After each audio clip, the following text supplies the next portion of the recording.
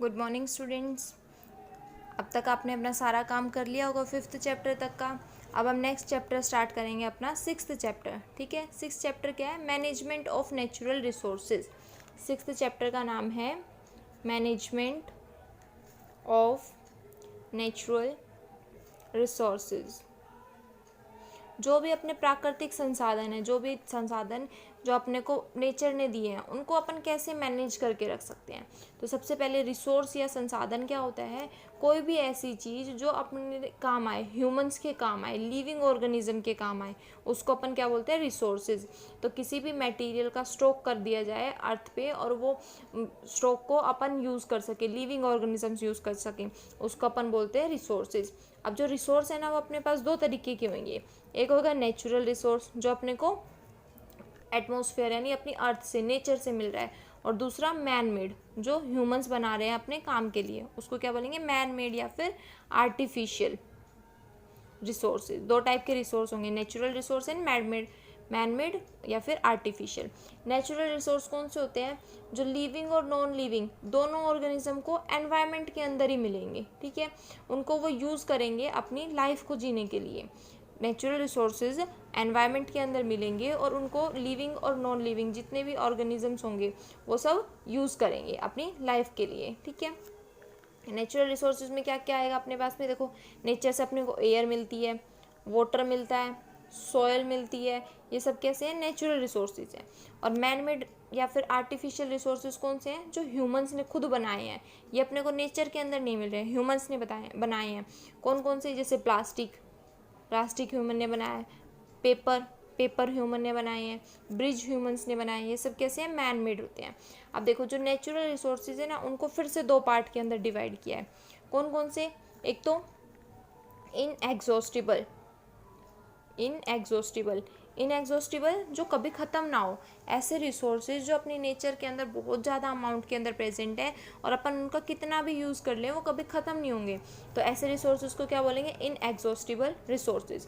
और दूसरे कौन से? एग्जॉस्टिबल, ऐसे रिसोर्स जिसको अगर अपन बार बार यूज़ करेंगे तो वो रिसोर्सेज अपने ख़त्म हो सकते हैं, उसको अपन क्या बोलेंगे? Exhaustible resources. अब देखो, ख़त्म ना होने वाले यानी कि इनएग्जॉस्टिबल रिसोर्सेज कौन कौन से हो गए? Air, water. ठीक है, ये क्या है? Inexhaustible resources.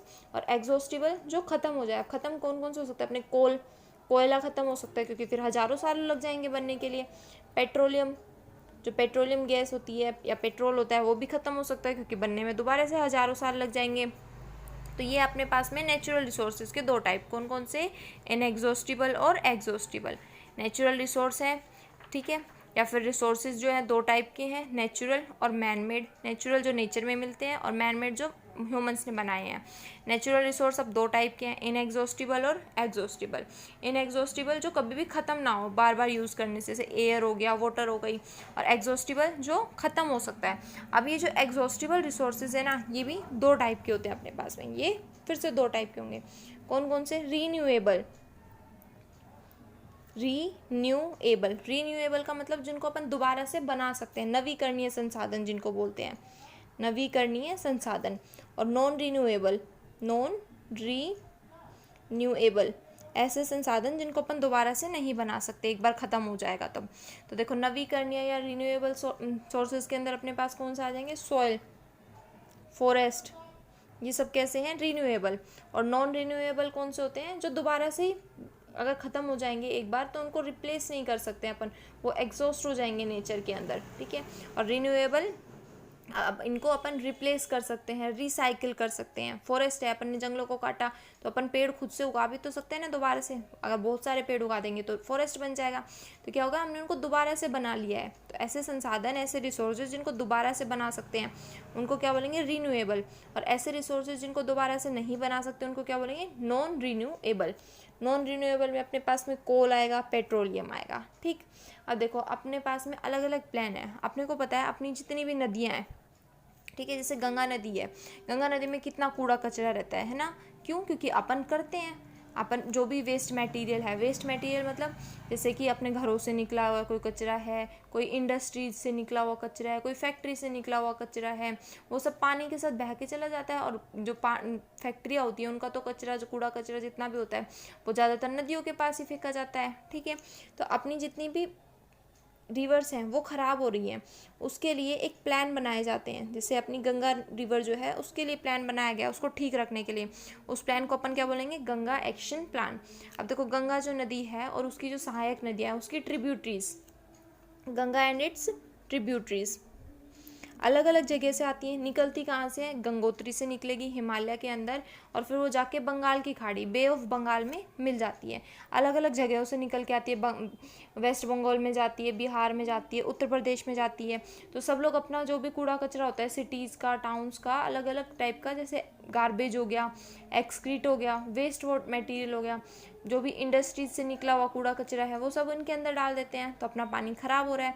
उस पानी को ख़राब होने से बचाने के लिए गंगा एक्शन प्लान बनाया गया। और इस गंगा एक्शन प्लान को कब बनाया था, 1985 में, 1985 में इसको बनाया गया था, ताकि अपना पानी अच्छा रह सके। इसके ऑब्जेक्टिव क्या थे, कि इसके उद्देश्य क्या क्या थे गंगा एक्शन प्लान बनाने के, कि अपना जो भी पानी है रिवर का उसको पोल्यूट ना किया जाए, उसका अब पोल्यूशन लेवल है तो उस पोल्यूशन लेवल को कम कर दिया जाए, रिड्यूस पोल्यूशन लेवल को कम करने के लिए। ठीक है, अगर अपने वाटर की क्वालिटी जो है वो ख़राब हो चुकी है, क्योंकि अब तो इतना कूड़ा कचरा डाल दिया, तो उस क्वालिटी को इम्प्रूव कर दिया जाए, इम्प्रूव वाटर क्वालिटी। ठीक है, वाटर क्वालिटी को इम्प्रूव कर दें। और जो कूड़ा कचरा अपन एक बार डाल रहे हैं, ठीक है, तो ऐसा कूड़ा कचरा डालें, अगर अपन पानी के अंदर बाय चांस डाल रहे हैं, तो जो अपने लिविंग ऑर्गेनिज्म, पानी के अंदर जितने भी ऑर्गेनिज्म रहते हैं, एक्वेटिक ऑर्गेनिज्म, उनको नुकसान ना पहुंचाए और अपना पानी खराब ना हो। ठीक है, तो डोमेस्टिक सीवेज है, टॉक्सिक मटेरियल है, इंडस्ट्रीज से निकला हुआ केमिकल है, उस सबको ट्रीट कर दें। ठीक है, उन सबको सीवेज ट्रीटमेंट के थ्रू ठीक कर दें, और उसके बाद अपना पानी जो होगा वो थोड़ा सा ठीक हो जाएगा। क्यों, क्योंकि जब इतना सारा कचरा था वो सारा नहीं जा पाएगा, तो पानी ठीक हो जाएगा। ठीक, अब अपनी पानी की क्वालिटी को चेक करना है हमें, कि हमारे पानी की क्वालिटी कैसी है, ज़्यादा पोल्यूशन है या कम पोल्यूशन है। तो इसके लिए अपने पास में 3 तरीके हैं। ठीक है, एक होता है अपने पास में कोलीफॉर्म बैक्टीरिया। ये बैक्टीरिया ऐसे पानी में ज़्यादा मिलता है जहाँ पर पोल्यूशन ज़्यादा है। अगर अपन ने कोई पानी लिया, ठीक है, कहीं से नदी से आप पानी लेकर आए, और उस पानी में अपन ने चेक किया कि इस कोलीफॉर्म बैक्टीरिया का नंबर तो बहुत ज़्यादा है, इसका मतलब क्या है, वो पानी बहुत ज़्यादा पोल्यूटेड है, क्योंकि ये बैक्टीरिया प्योर वाटर के अंदर नहीं मिलता है। कैसे वाटर में मिलेगा, पोल्यूटेड वाटर के अंदर मिलेगा। सेकेंड है अपने पास में पीएच। अपन वाटर की पीएच चेक कर सकते हैं। ठीक है, पीएच में क्या होता है, कितना हाइड्रोजन प्रेजेंट है ये चेक किया जाता है, हाइड्रोजन आयन का अमाउंट चेक किया जाता है। नॉर्मल जो अपन पानी पीते हैं उसका पीएच होता है 6.5 से लेके 8.5 तक। नॉर्मल अपन जो पानी पीते हैं उसका कितना होता है, 6.5 से 8.5 तक। अगर इससे ज़्यादा हो जाता है या इससे कम हो जाता है तो पानी एल्कलाइन, बेसिक हो जाता है, या फिर एसिडिक हो जाता है। अगर देखो इससे नीचे चला चुका है, 5, 4, 3 पहुँच गया है, तो पानी कैसा हो जाएगा, एसिडिक हो जाएगा, उनमें एसिड ज़्यादा हो जाएगा पानी के अंदर। और अगर 8 से ऊपर चला गया, यानी 9 चला गया, 9.5 चला गया, या फिर 10 चला गया, तो वाटर कैसा हो जाएगा, बेसिक या फिर एल्कलाइन हो जाएगा, अपने पीने के लिए ठीक नहीं रहेगा।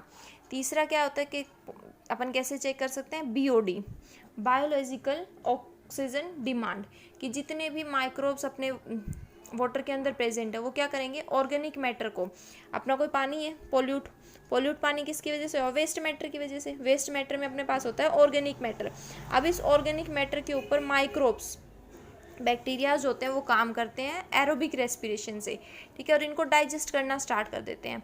अब जितना ज़्यादा इनको डाइजेस्ट कर रहे होंगे उनको उतनी ज़्यादा ऑक्सीजन की ज़रूरत होगी, यानी कि पानी बहुत ज़्यादा पोल्यूटेड है। जितना ज़्यादा ऑक्सीजन उतनी ज़्यादा BOD होती है पानी की, माइक्रोब्स की, और उतना ही पोल्यूटेड वाटर माना जाता है।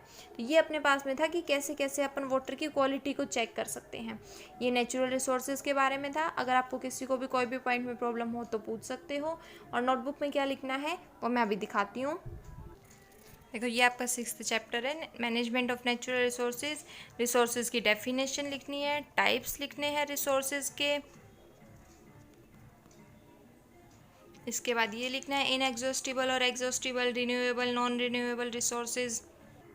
फिर गंगा एक्शन प्लान के बारे में लिखना है, जो पॉइंट लगाया हुआ है ना निशान, सिर्फ यही लिखना है। और फिर ये मेथड लिखने कि कैसे अपन वाटर की क्वालिटी को चेक कर सकते हैं।